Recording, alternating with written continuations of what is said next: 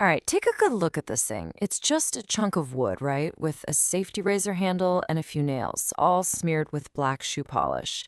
It it really doesn't look like much. But in the hands of America's most wanted man, this thing was the key that busted open a so-called escape-proof prison.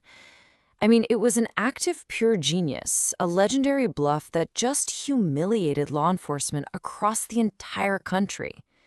But here's the thing. What no one knew at the time, and especially not John Dillinger himself, was that this brilliant escape, it was also the very thing that triggered his own destruction. So yeah, let's get into it. And that really is the heart of this whole story. We're going to break down exactly how John Dillinger's most famous act of defiance, that escape from Crown Point Jail, wasn't really a victory at all. In fact, you'll see it was the single, simple mistake that basically put a ticking clock on his life. Okay, so let's set the scene. It's March 1934. John Dillinger, who is, by the way, public enemy number one, is locked up tight in the Lake County Jail in Crown Point, Indiana. He's waiting for his trial for the murder of a police officer. And let me tell you, the authorities are taking zero chances. The jail is swarming with National Guardsmen and police. They're telling everyone it is absolutely escape-proof.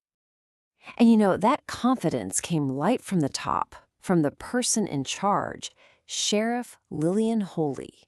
Now, she was one of the very few female sheriffs of her time, which is pretty amazing. And she proudly told the press that Dillinger was basically finished.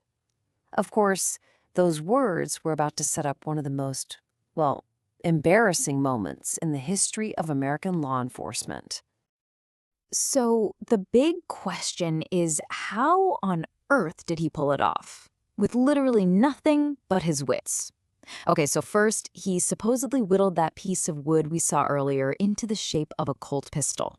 Then he covered it in shoe polish so it would look like real metal in the dim prison light. Smart, right? Second, he just waited for the perfect moment, shoved that fake gun into a guard's back, and then, one by one, started locking the guards up in his own cell. And finally, the bluff held just long enough for him to get to the prison armory. That's where he grabbed real Tommy guns. At that point, the bluff was over. He was armed for real. All right, before we find out what happens next, we really need to take a step back and understand why this guy was such a huge deal. You have to remember the 1930s. This was the height of the Great Depression. And for a lot of desperate, struggling Americans, bank robbers like Dillinger almost seemed like modern-day Robin Hoods, People felt like he was striking back at the very system that had failed them so badly. So to a big chunk of the public, he was this charismatic outlaw, almost a folk hero. But to J. Edgar Hoover and law enforcement, oh no. To them, he was a vicious, violent criminal, period. So you've got this split, a hero to some, a monster to others. But honestly, he was a national obsession for pretty much everyone. And this is why the law saw him as a monster. Look at this. In less than a single year, Dillinger and his gang went on an absolute rampage across the Midwest. I mean, we're not just talking about stealing money here. This was a violent war against authority that left a trail of bodies behind. And this is the guy they thought they had safely locked away in that escape-proof jail?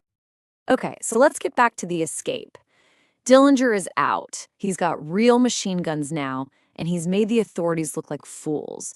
But in the middle of all that chaos, in the rush of his getaway, he makes one tiny decision, a decision that seems totally insignificant at the time. And of course, the press just went wild with it. You can imagine the headlines, right? They celebrated his cunning. They openly mocked Sheriff Hawley. Dillinger was suddenly more famous, more of a legend than he had ever been.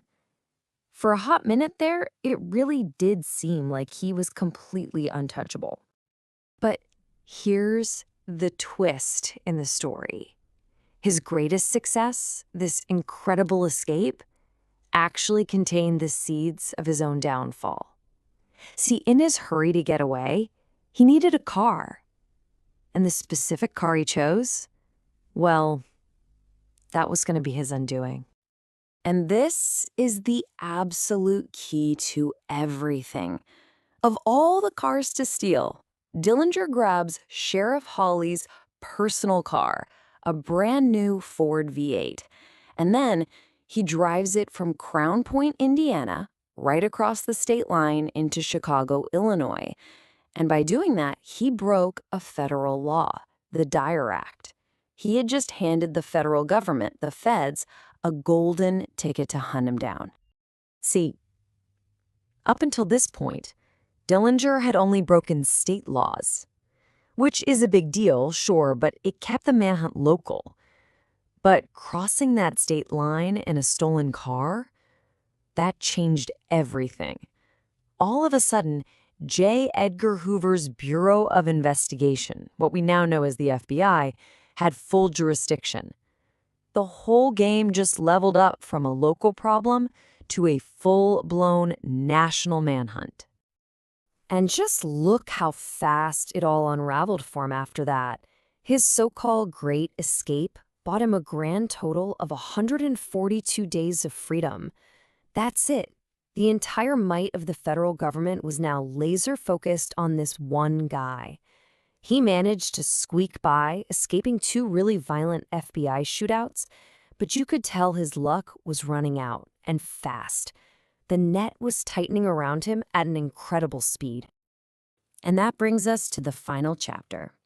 He's hiding out in Chicago, he's running out of friends, his face has been changed by some pretty crude plastic surgery. Dillinger is making his final connections, and one of those connections was about to betray him. The informant, her name was Anna Sage.